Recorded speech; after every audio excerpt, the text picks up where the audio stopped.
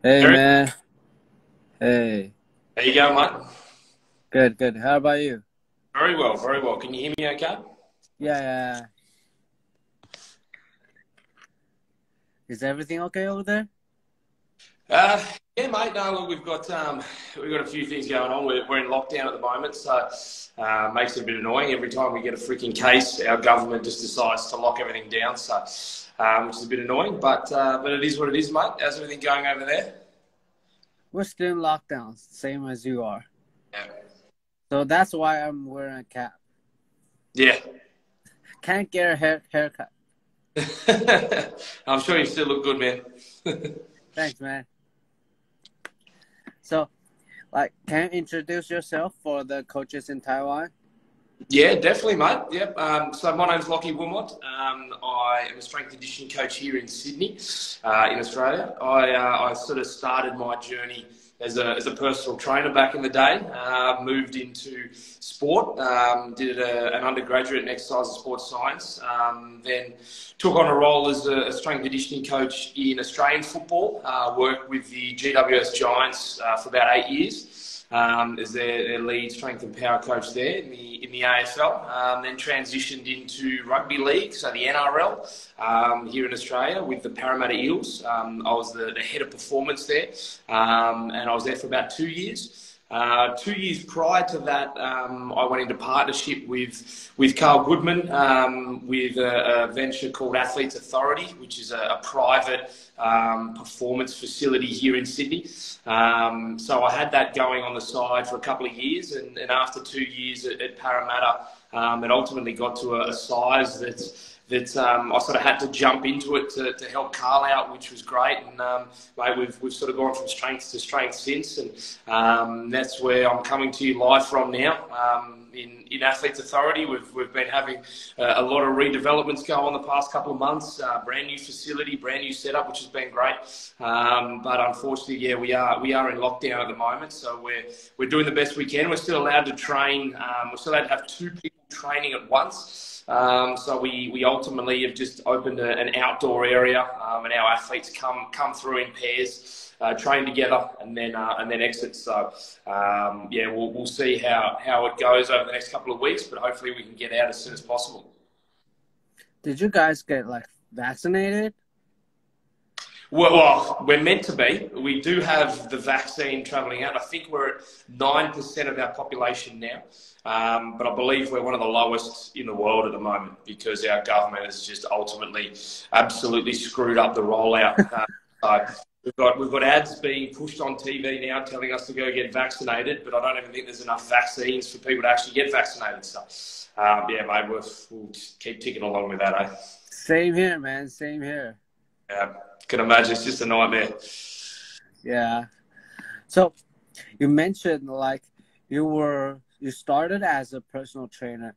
How can you describe it in more detail? How you jumped from personal trainer to a strength and conditioning coach to training athletes you are training right now? Look, to be honest, mate, it's a bit of the old story of it's who you know, a little bit. I think I'm a big believer in it's who you know to get the job, but what you know to keep the job. And I think when it came to getting into the AFL side of things, it was sort of a perfect storm for me. I was playing AFL at the time, not in the AFL. I was playing just Australian football locally, and my coach at the time was a scout for one of the teams. He was working with a couple of junior athletes and wanted me to help. So I jumped on board. Gave them a bit of hand with some running technique and stuff like that while I was a personal trainer. And mate, they loved it. They got some good results. The coach saw some good results, and ultimately then recommended me to help out with the New South Wales, which is our state program. Again, they really enjoyed what I was delivering, and the results were great. So they offered me a role there as expanded from that, then moved across into the AIS, or the Australian Institute of Sport program here. Again, by just volunteering my time, helping out where I can, jumping in as much as I can. And they, again, loved what the results were coming. And ultimately, again, by pure luck, there was a new franchise, which was the GWS Giants, opening in Sydney. And the head coach of the AIS program became the first employee of GWS, and gave me a call and said, I want you to be my strength and conditioning coach. So again, if I hadn't have volunteered, you know, I did 2 years of unpaid work driving to Canberra quite regularly. For those of you that don't know Australia, Sydney to Canberra is about 3 hours. So it's long enough to be annoying, but close enough that you don't have an excuse not to kind of go. So it was a taxing time, but ultimately that's what coaches do now. You know, you got to volunteer your time. You got to be able to get the experience. And in my case, I was lucky enough that the person I was volunteering for ultimately gave me my start in professional sport. And yeah, mate, from then, as I said, it's sort of what you know to keep the job. And I was lucky enough to have a long time at the Giants. I was 8 years there, still had a couple of years left of my contract when I left to go to Parramatta. But I thought that, you know, I'd sort of progressed to where I needed to at the Giants, and I felt that I needed a bit of a change, and the role at Parramatta was too good an offer not to take, where I got to run my entirely new department, brand new department, and manage everything myself. So, mate, yeah, so I jumped over. But ultimately, the transition from personal trainer to professional sport, although sounds quick when repeating it, certainly was a number of years of really trying to attract the right people, doing the right things, meeting the right people, giving up a lot of time, and ultimately the best way to get involved and the best way to make that jump. Doesn't matter if you're going from private to professional, doesn't matter if you're trying to go from professional to a different institute or anything like that. I think it's ultimately keeping your fingers in as many pies as you can. And I think that the adage of, you know, you don't say yes to everything. I think when you're young, you do, because you don't know what's a good opportunity. I think once you're a more senior coach, just energy and time, you do need to say no to things. Sometimes that's a powerful thing to do. But I truly believe still, if you're a young coach and you're trying to get noticed, you're trying to get experience, you just got to say yes to everything. Yeah, man. I started as a personal trainer, and now I was like working with the pro basketball team, and there's a few like national team players working with me. But I mean, there's got to be a lot of coaches out there, and they start as a personal trainer, and what they really want to do is like training pro athletes, or training not really pro athlete, maybe just training athletes, and to be able to like really learn from what they are doing, not from the book. Yeah. And look, mate, to be honest, people often want to train pro athletes because they like the look of it, not necessarily because they actually want to do it. When you start strength and conditioning, you realise that there's shit hours, often not great pay, even though athletes get paid a lot. And so you're at the beck and call ultimately. You know, especially in the pro sector, you're there to serve. And I think a lot of people like the idea, but not the practicality of it. And I think it's really important. To really understand if pro athletes, what you're doing now. I love training pro athletes. I did 10 years in sport, and I absolutely loved every minute of it, and it's still going to be a part of me, no matter what I do. But ultimately, it's not for everyone. And people go in there and they probably get a bit of denial because they have a nice shiny logo on their chest, and they keep telling themselves, yep, this is what I want to do.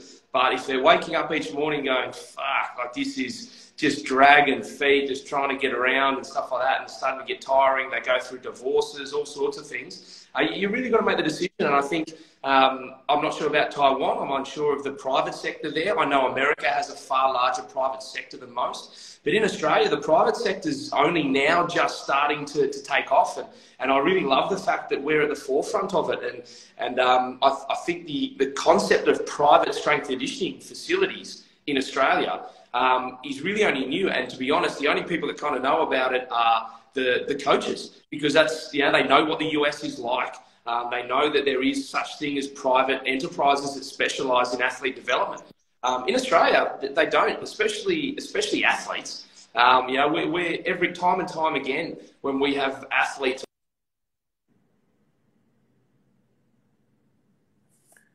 Hey man, sorry, I just lost your voice. I can't hear.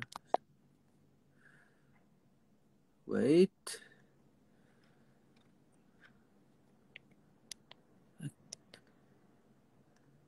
Can't get your voice.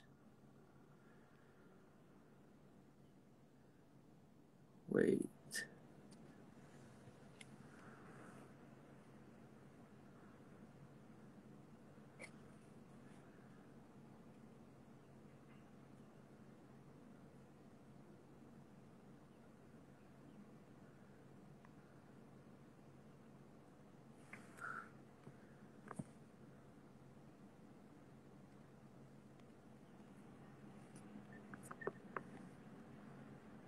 Wait a sec. Wait a sec. Just invited him one more time. Sorry, man. Sorry. That's okay. All good. I think I got a phone call. Then I think it might have somehow blocked it off. Okay. Okay. Yeah, so what I was saying, mate, from a private standpoint, we, time and time again, athletes will be coming here and, we kind of explain to them what we do. So it's the private sector is not a common thing. So I think from a coaching standpoint, I think there's far more options now. And again, I'm talking about Australia where, you don't need to be in professional sport to get that excitement of training athletes because there's too many of them now. There's too many sports. There's too much funding that's needed. You look at the Olympics, mate, even skateboarding's in the Olympics now, breakdancing, like these things become sports in their own that have funding, need funding. And ultimately the government, professional sectors can't do it. So they're going to be looking for private people to help them. And ultimately that's where we sit. Thanks, man. I think that must be help a lot of coaches. Oh, I think it means there's another avenue, not just the shiny logo where you get told what you're gonna be paid, what you're gonna have to do. Now you can sort of write your own script a little bit. Yeah. So I'm gonna jump into the next question. Like, there's a post on your Instagram, and it talks about the degree of sporting relevance, right? Yeah. So can you explain it, like how you program your training sessions based on this? Yeah, definitely. So the degree of sporting relevance suggests at the end of the day that people talk about sport specificity, and to me, it's been really over-dramatized around people trying to make their training look like their sport. There is no doubt there is a lot of movements that need to look like the sport, but the concept of your training always looking like the sport, to me, is a bit of a golden egg that doesn't actually exist. So what I tried to do is create a bit of a layout of how my brain works when I program, and ultimately came up with the sporting relevancy. I suppose it's somewhat of a continuum. But basically what it says is it looks at simply, if you look at a sport, and the example I posted about it was a field-based athlete. So let's say soccer. We just had the Euro World Cup this morning. So, you take soccer. Within soccer, you can break that down to critical sporting movements. So when you look at a soccer player, running would be a critical sporting movement in specificity of that, high velocity. Good coordinated running. Now, sometimes it'll be with the ball, sometimes it won't be. Now, we're not here to improve someone's ability to dribble. That's a skills coach's job. But you better believe we can help someone run better with or without the ball, targeting critical sporting movement of gait. So in a gait pattern, we can put that as a critical sporting movement. More specifically, let's look at high velocity, high speed, or max velocity. So from that, we can all sort of visualize the angles that we want to achieve with that. So as we start to drift back, we have what I term our first degree movements. Some people will refer to them as key lifts, but in a high-speed running environment, you could argue that a first-degree movement would be something like a low box step-up or a double plate step-up, where it's mimicking similar angles, that knee joint, 30 to 20 degree angle, hip small range of motion. We can go really heavy with it, which means we can really challenge maximum force output. So that would be argued in my mind as a first-degree movement. So that's something that will look very similar to the sport. Drifting back from there, we then have what we term our second degree movements. So for me, second degree movement is something that makes you better at your first degree movements. So if we're saying a low box step up is a first degree movement because it is really close to a max velocity position in running or in gait, we can then say, okay, well, what exercises are going to help the first degree, also known as your accessories, supplementaries, whatever you want to call it. Now, this may look like anything from lower back training that'll help you hold a heavier bar. Might be things like pistol squats, rear foot elevated squats, where you're increasing the strength or hypertrophying muscles around the leg that'll improve that knee extension. So there's little things like that where when you look at it, it doesn't actually look like the sport. Like if you're doing a back extension, it doesn't look like the sport. And you get all these skills coaches that start to, oh, that doesn't look anything like the sport. And you get people, oh, it's not sport specific. Oh, it is sport specific because that is going to help me get stronger at my first degree movement.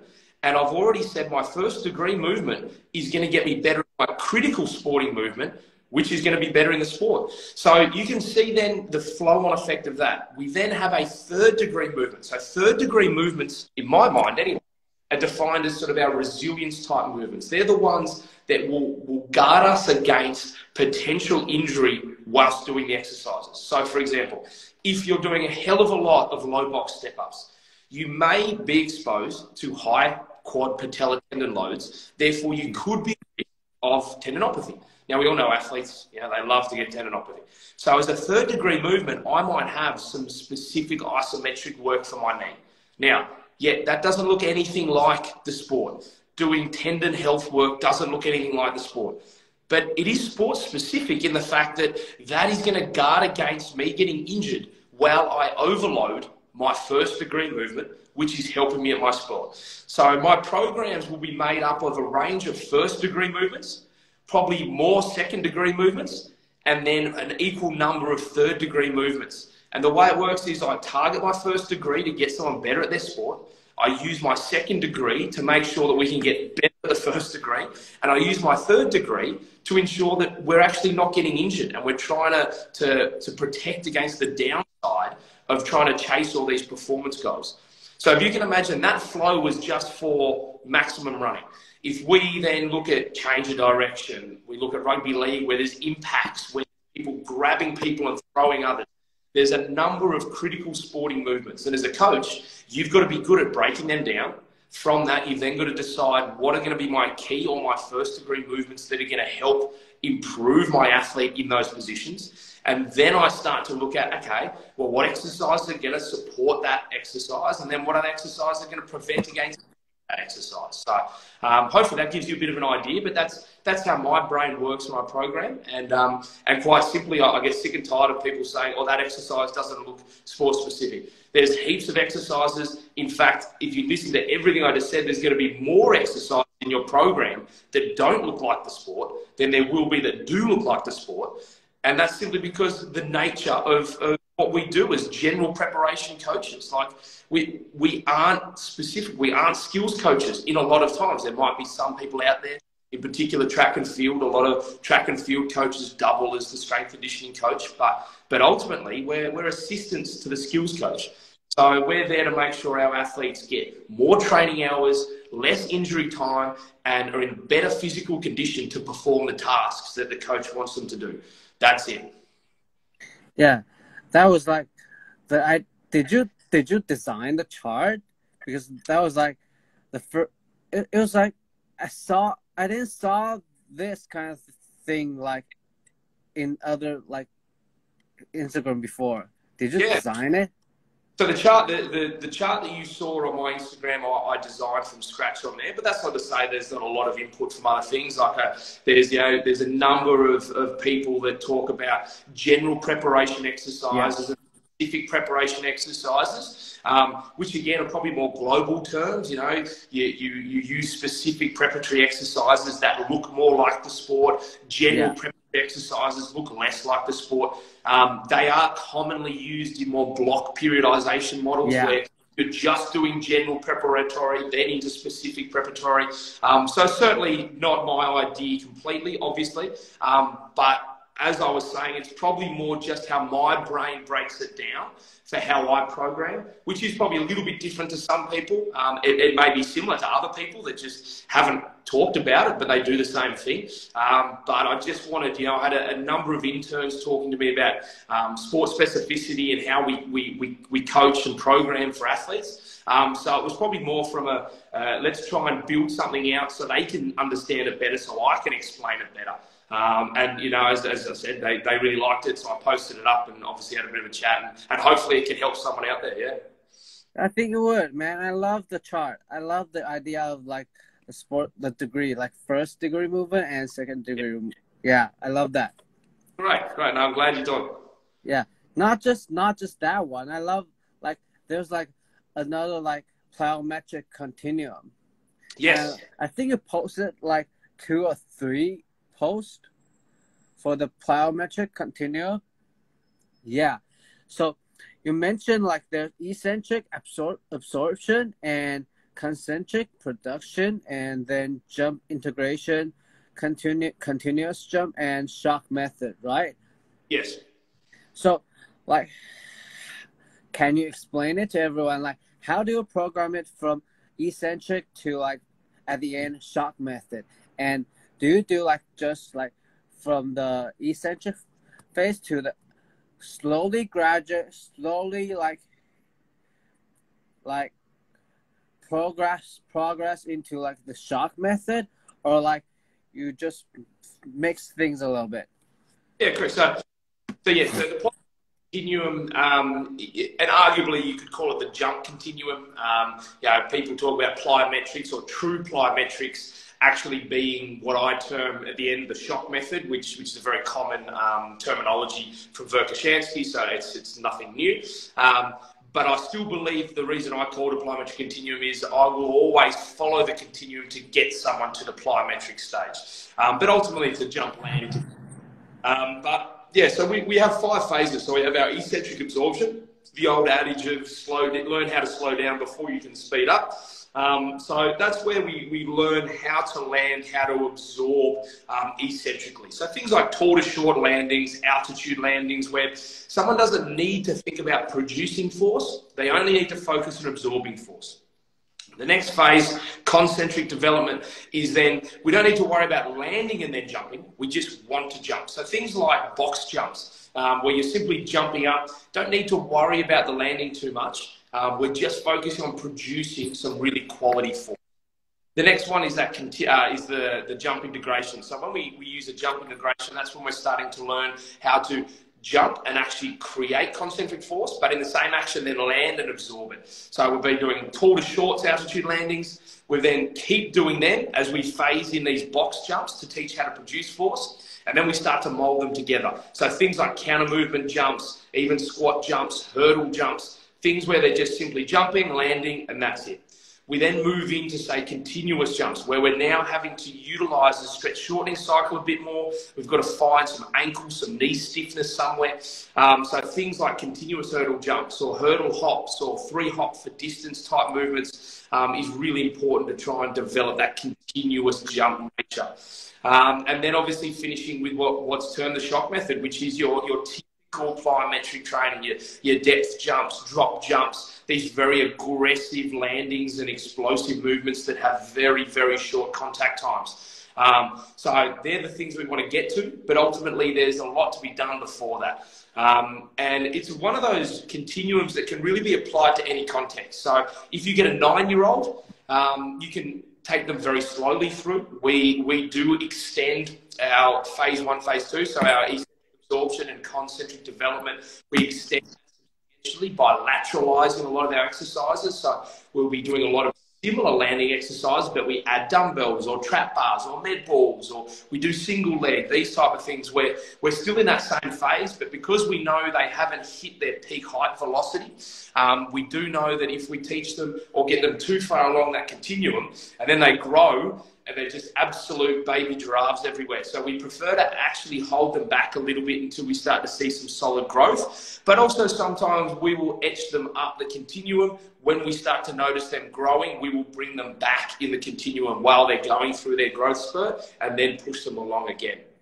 But the whole idea is you don't necessarily do every exercise in the eccentric absorption, then move on. It becomes a layer. So you might be doing tall to shorts and really nail them. Then you'll move into box jumps. The way you're doing box jumps, you're also doing single leg tall to shorts or altitude landing single leg. Then what we do is then layer in our jump into. So you may even still have a box jump in there, but it might be a box jump to single leg landing.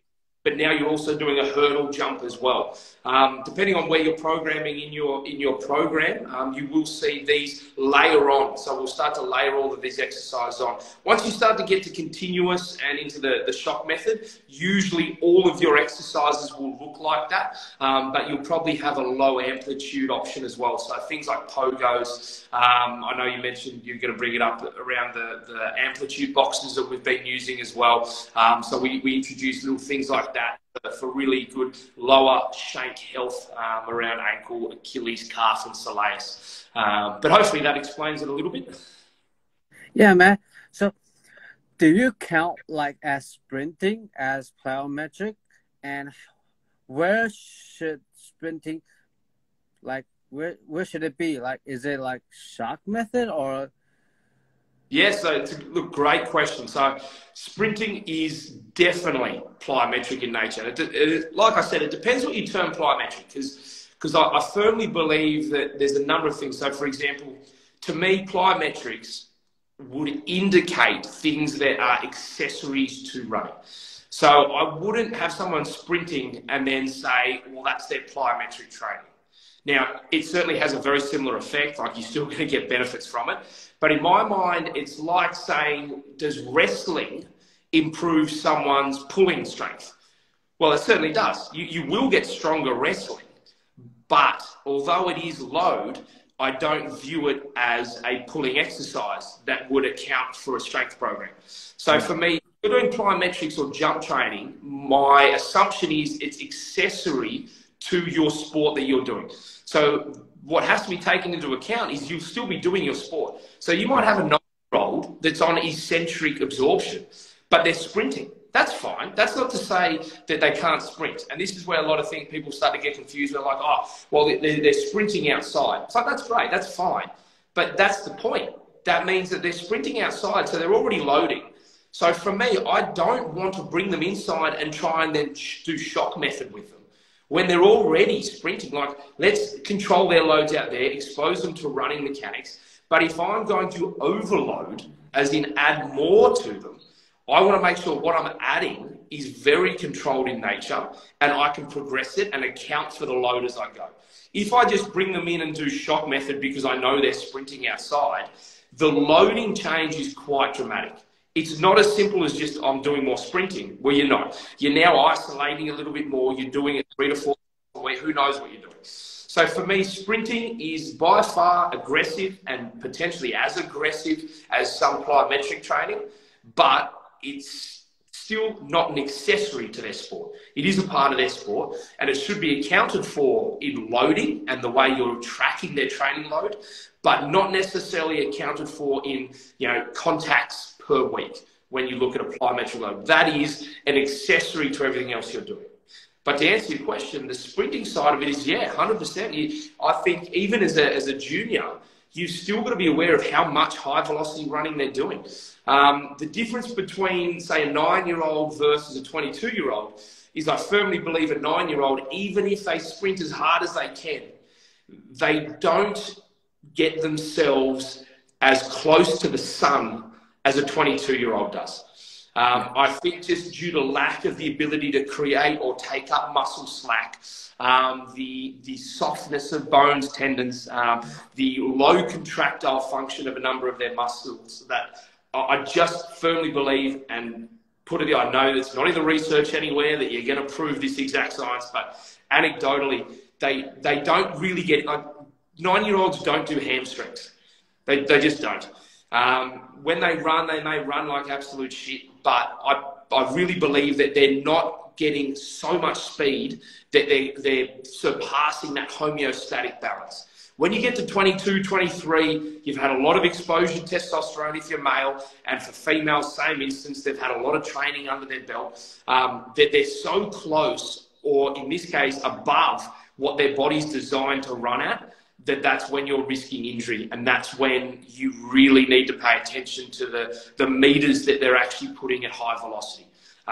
You know, our 9, our 10-year-old kids here can do track and field. They go play soccer on the weekends, 2 games. They then do cross country on the Monday at school. But there's no way I'd be able to do that, mate. I do a couple of sessions and my knee's already sore. But it's one of those things that as a kid, they can get away with it. You still have to really be aware of their loading. But from a high-end point, there is absolutely, for me, in my mind, it's apples and oranges comparing a 22-year-old track athlete versus a 10-year-old track athlete, and the speeds and the exposure of loading, very different. I don't know the exact solution and percentage differences. I'm sure some track coaches could, but they're definitely different kettles of fish, yeah. I love your answer, man. The way you explain it, bring some of the long-term athletic development, that kind of concept in here. And because like strength and conditioning is like just beginning in Taiwan, and there's not a lot of coaches know how to like implement all the knowledge to their athlete. It's like, it's kind of like just lifting heavy and just let them sprint, go to max speed. Yeah. So I love the way you explain it, man. No, mate, I'm glad it made sense. Yeah. Also, there's like, just like what you mentioned, there's like V box, A box, D, and U box. Like, how do you think of this? And like, what does this kind of training does to athletes? How do you implement in the training? Yeah, great question. So the 4 boxes you mentioned are amplitude boxes or Polish boxes from back in the day, depending on where you come from. But ultimately, they're nothing new. They're certainly not something I thought up. They've been around for a long time, but very, very rarely are they used. I think probably because they're a real bitch to make. I've got a really good friend who was happy enough to put them together, and we are going to start selling them, which will be great. We've done a couple of prototypes and they've worked really well. But as you can imagine, if you've ever done good work, the ones that are curved, so your U and your D box that have such smooth curvatures, do take a little bit to get to that standard. But the concept behind them they are effectively designed as tools for low amplitude training. The reason I love them is because if I said to you, what's a good low amplitude exercise? Most people will run out of exercises after about 10 seconds. We've got skipping, we've got pogo hops, and then you start to slow down. Then you get a sand pit. Yep, you can start doing sand pit stuff. You can probably do lateral hopping and bounding and stuff like that. But at the end of the day, low amplitude work is often quoted by a lot of coaches saying they love it, they think it's great, always in the program, but when applied to an athlete, can sometimes get quite monotonous. And at the end of the day, I do believe there needs to be a little bit of that entertainment. I think athletes do need to be entertained with some of their programming to keep them stimulated. We all have athletes that are happy to do the same thing every day for the rest of their life. But we're probably, that's less common. So for me, I'm always looking for options and tools that allow me to keep getting the same stimulus, but change the exposure and the way they do it. So when I came across the amplitude boxes, which would have been, what are we now? Probably about 10 years ago, I first got introduced to them through a track and field coach, and I really liked them, but at that time just wasn't in a position to be able to build them and get them set. But over the past few months, we've been really lucky to have them built for us, being able to implement them with a number of people and really see how they respond. So the idea behind them is effectively to create a new stimulus for a low amplitude movement. So if you can imagine, for those at home, the U box is literally shaped like a U. It's like a skate ramp, and it's a wooden box about the size of a jerk box, if you know jerk boxes. And the idea is, so for example, the U and the D, so the D is the inverse, so that's actually like an arc, a wooden arc. Yeah. So the idea is the simplest exercise you can do on them are basic pogos. But if you can imagine, as you're pogoing down the incline or the decline and then up the incline, every single hop is slightly different on the degree of angle. Yeah. So as you're hopping, your ankle or your shank, so that tib, fib, Achilles, plantar fascia, tib anterior, tib posterior, calf, soleus, everything behind, every time you move, that joint slightly angles differently. So the way you take up muscle slack or the way you produce stiffness in the ankle has to change. So the idea behind it is to create a really bulletproof ankle that can create really good stiffness and control in numerous angles. Because at the end of the day, especially my background's field sport athletes, so, you know, in a field sport, when you change direction or you land, you're always in a slightly different position. So to be able to expose them to that on the amplitude boxes is very powerful. They are very taxing. So I do caution anyone that starts with them, do not just go to town on them. You will be very sore the next day. Small exposures are key, and we start to build up with them. But obviously the U and the D box, you can start to build exercises. We then have the A box, which is effectively like a pyramid, and the V box, the inverse. So the difference between the A and the V, it's a consistent angle. So when I'm hopping up, it's the same angle over and over and over.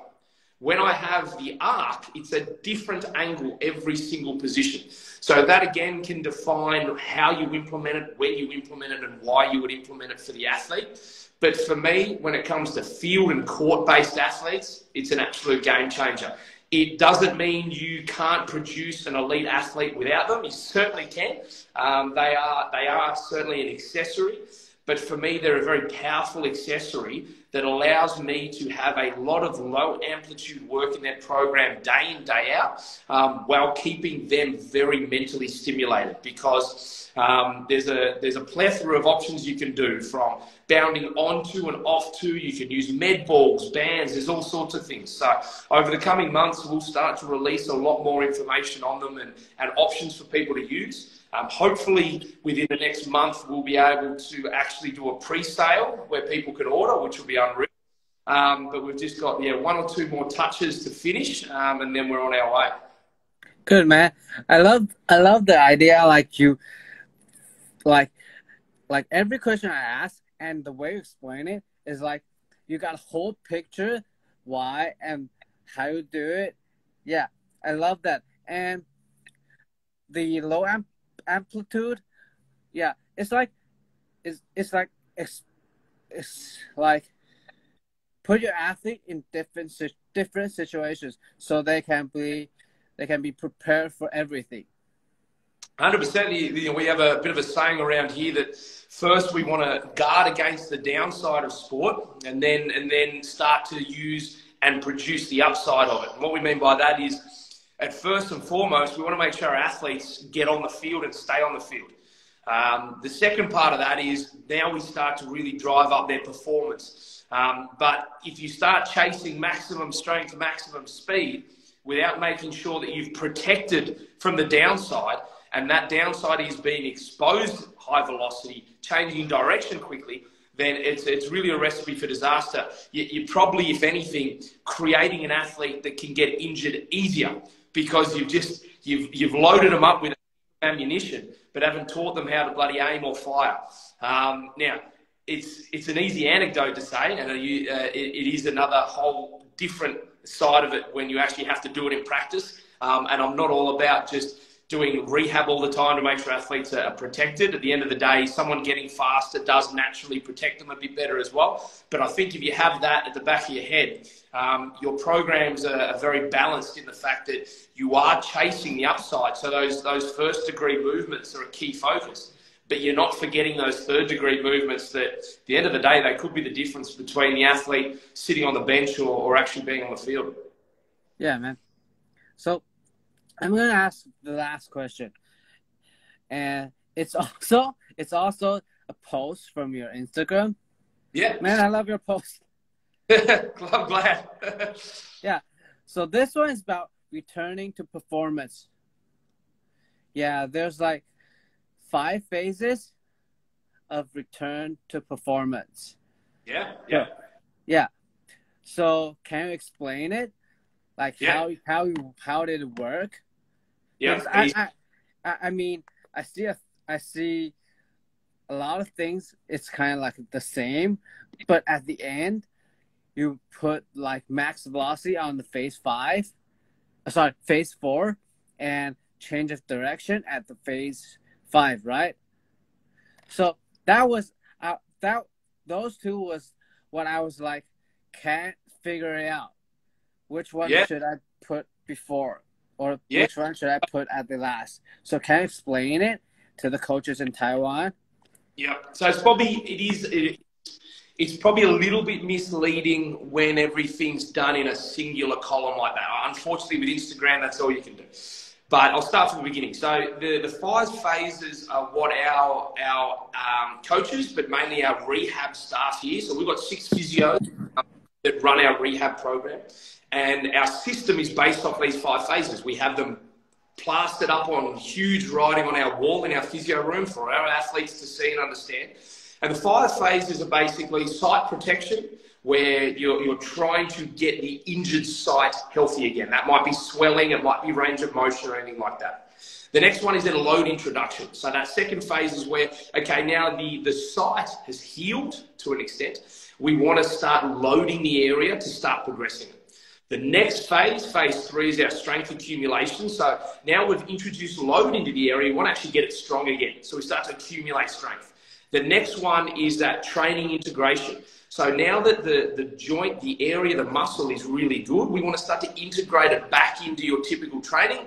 And then phase 5, which is probably the most poorly done by most people, is our return to performance. So we want to make sure someone is actually firing on all cylinders when they return. And the return to performance has some really high-end training before they go back into their sport or their games. But then it also means that we can actually track whilst they're back at their sport, and we're still doing things as they've returned to make sure they've really nailed it. So when we look at what's involved in each of those phases, for example, with our ACL, so if you take like a 9-month ACL, those phases are very large, they're very spread out.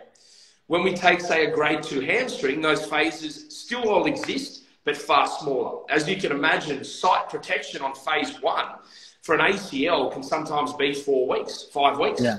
But for a grade 2 hamstring, it legit might be 2 days. So the idea behind the phases are we want to be accountable in each phase, but they will be specific to the injury. So when we look at, say, the site protection, when we talk about ACL, so you just mentioned then, our key focus on what we look at around our phase 4, phase 5. Phase 4 is more around the exit criteria. So when you talk about change of direction versus max velocity, that's not necessarily when we introduce it. That is when we put our balls on the line and test it and say we expect the person to be at their absolute best to graduate to the next phase. Because for them to move from each phase, there is a number of criteria that they have to tick off.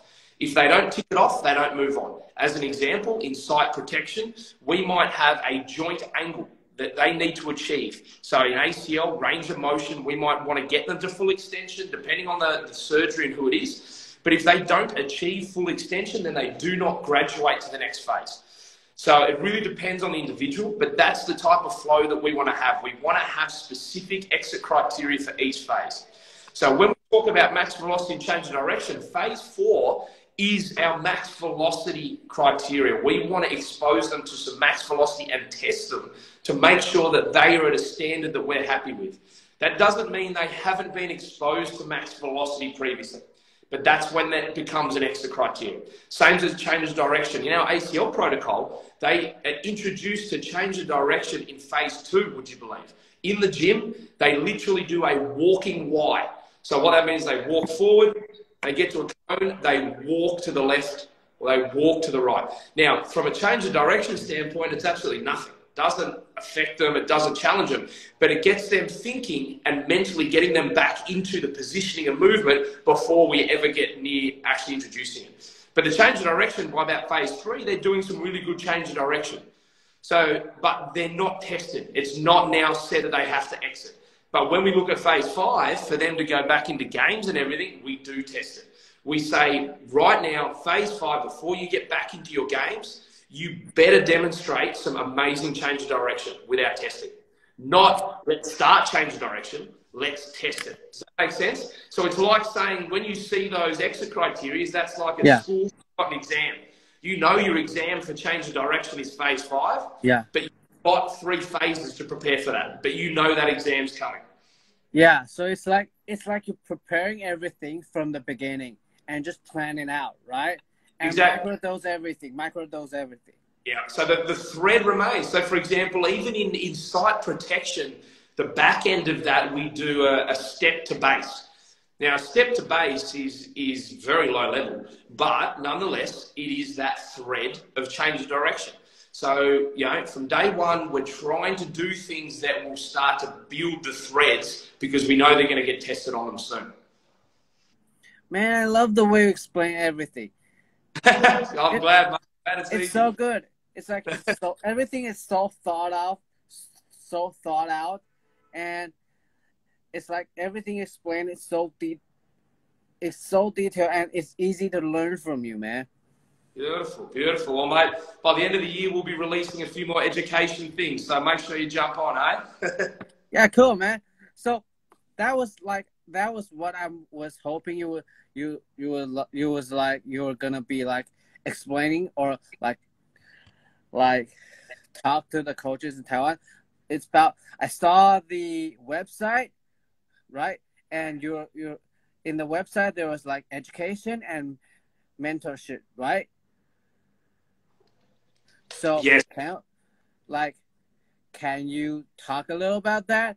And yeah, yeah, and just like what you said, when are you gonna launch it? And if they're interested into that, or are they if they're interested in you, where can they reach out, or where can I find the education? Perfect. So, so on the website currently, we do have a mentorship option. It is something we want to revamp. It was an early stage one we've done, but again, got some really good systems on there. The second part is our coach immersion, which is face-to-face here. We have a number of them running at the end of the year if we actually get out of lockdown. We were out, so we had all these grand plans, and now we've been put back in, so fingers crossed. But next year will be a big launch. We will be releasing an official certification over the year, which there will be mixtures of online and face-to-face. We do love face-to-face.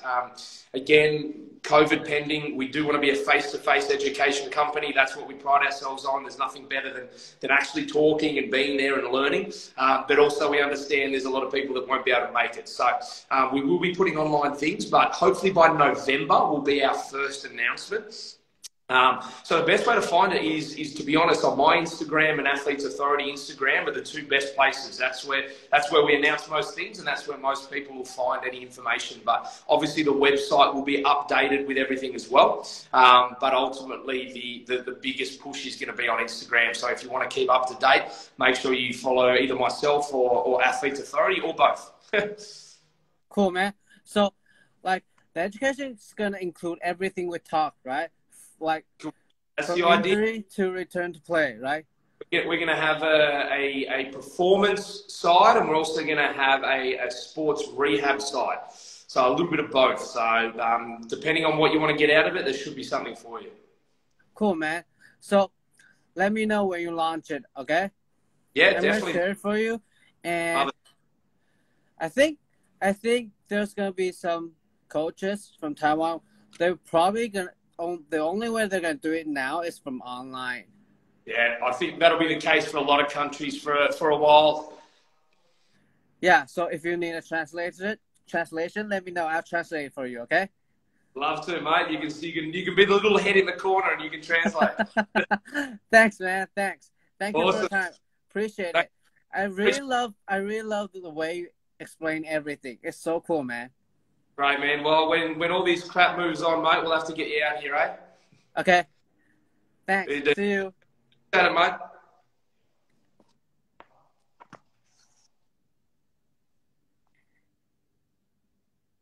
So that's all for today.